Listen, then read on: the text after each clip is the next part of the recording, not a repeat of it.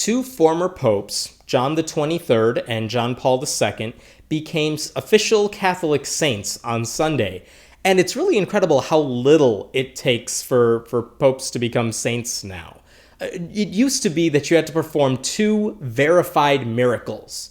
First of all, do you know how many verified miracles there actually are? 0. There are 0 miracles that have actually been verified.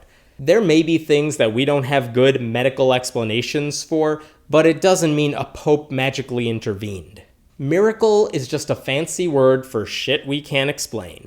And plenty of doctors have even challenged some of the supposed miracles, saying there are natural explanations for them if only the Vatican would give it a second look.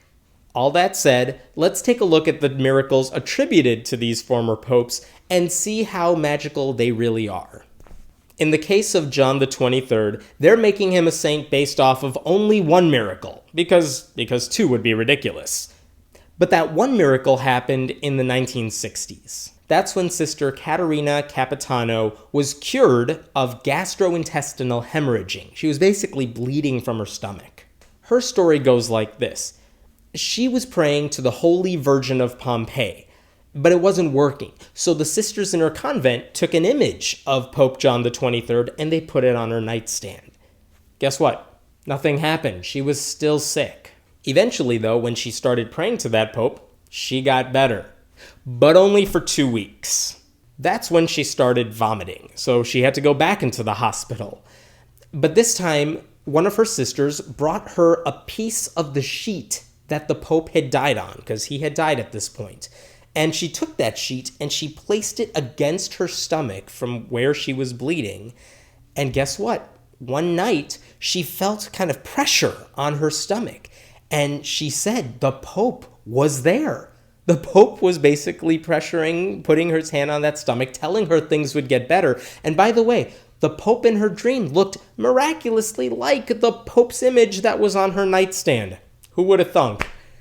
And then, when she got up, turns out she felt better. And all the hemorrhaging had stopped. And no one could explain how this had happened. Mind you, maybe the medical advances have gotten a lot better since that time. We don't have any before or after pictures of any scars that were on her body. There might be natural explanations we just can't understand. But based off of that story alone, that was enough to make Pope John the 23rd into a saint.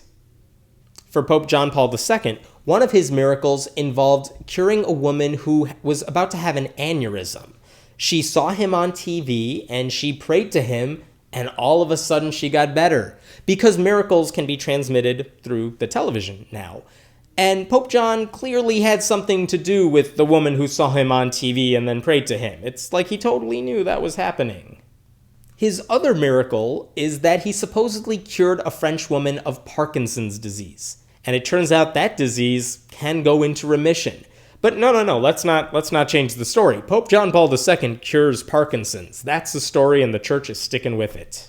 If you really want to pin a miracle on Pope John Paul II, maybe we should start with the fact that the Catholic Church didn't collapse under the weight of all the sex scandals that were taking place under his watch, because that's a miracle.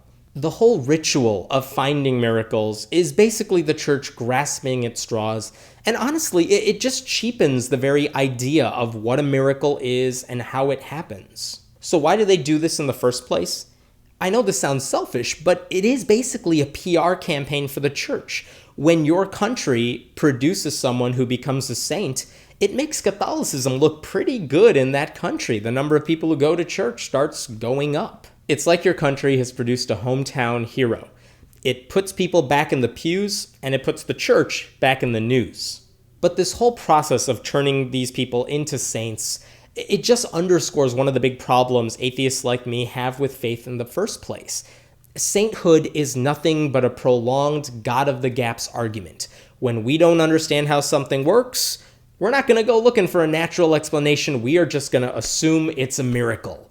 That's the wrong way to look at things that we don't understand. And it's something I want to look more into to see if there might be a scientific explanation. Unfortunately, the church doesn't want to do that. They just want to jump to miracle. My name is Hemant Mehta, and I write at friendlyatheist.com. Leave a comment below, and we'll be sure to check it out.